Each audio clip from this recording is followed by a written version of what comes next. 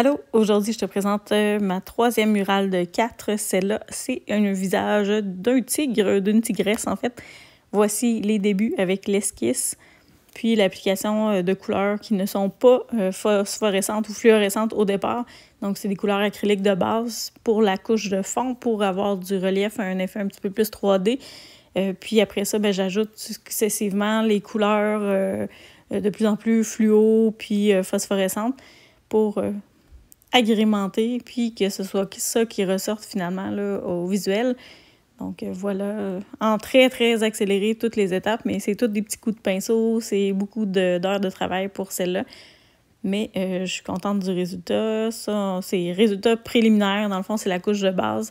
Et j'ai commencé à faire un petit peu de détail au niveau des poils de la bête.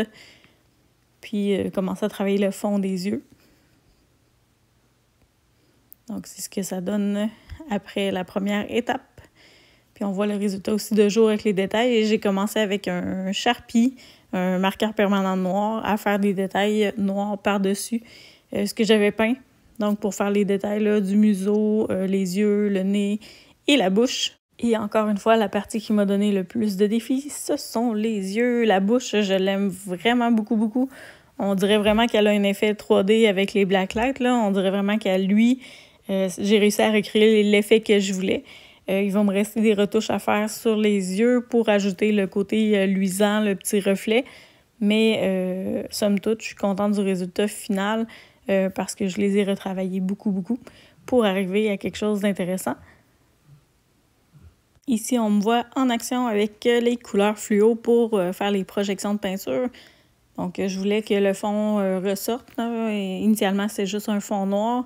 C'est sûr qu'il y a toujours un petit peu de luisant dans la toile. Là. Dans le fond, le textile fait des reflets un petit peu argentés. Mais je voulais que le fond s'harmonise avec le reste quand même, sans être trop chargé. Au départ, je pensais faire des feuillages tropicaux puis tout ça. Puis j'ai décidé de garder vraiment l'emphase sur la face du tigre. Alors, j'ai décidé de faire juste des projections fluo pour faire un fond qui est festif, mais sans que ce soit trop chargé.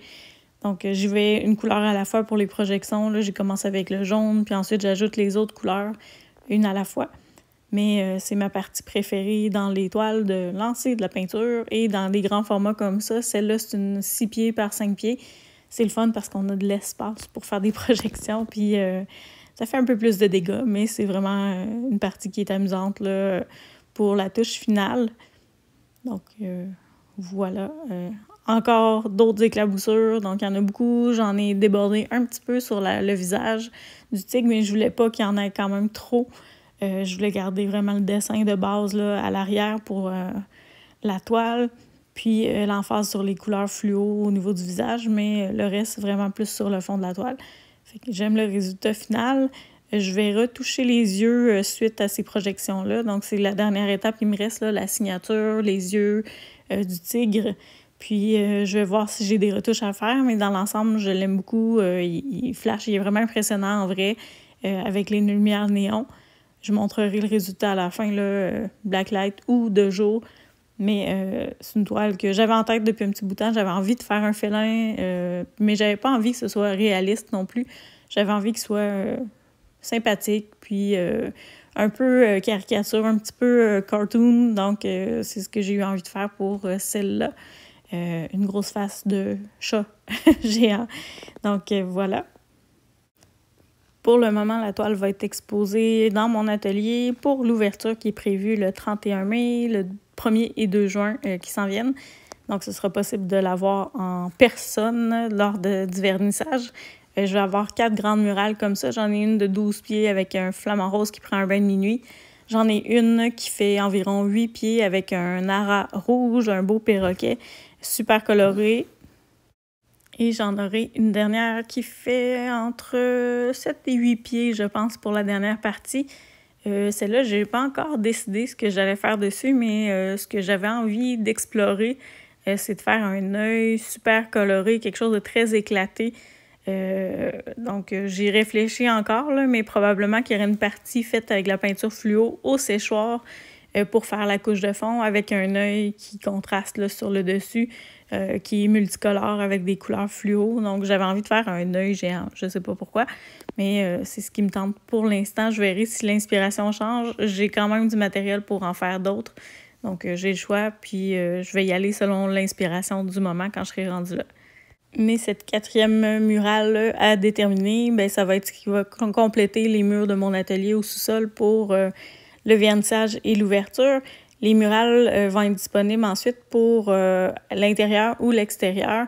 En fait, le traitement il diffère un petit peu, là. Si les murales s'en vont pour l'extérieur, j'applique un vernis extérieur qui va protéger la peinture, qui conserve les couleurs. J'ai fait beaucoup de tests là, chez moi dans mes murales que j'ai faites l'an dernier.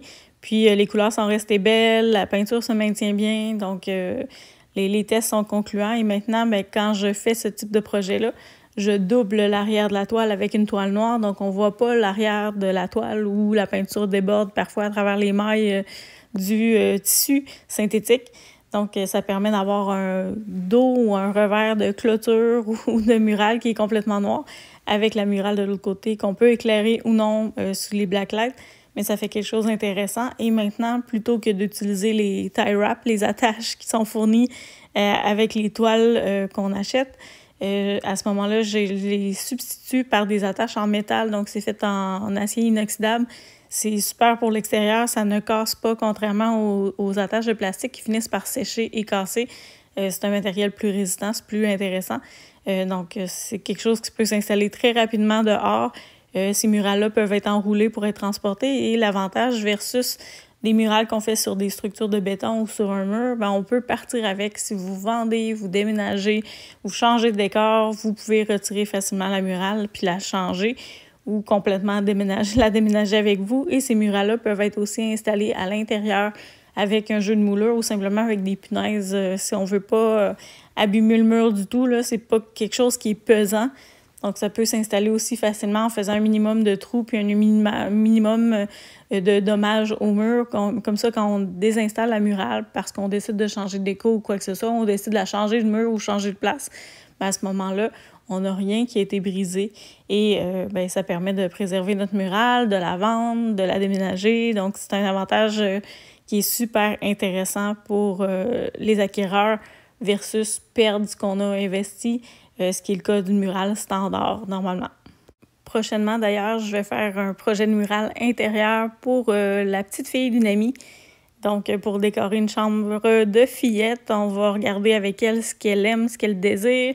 On va regarder avec la maman aussi ses goûts.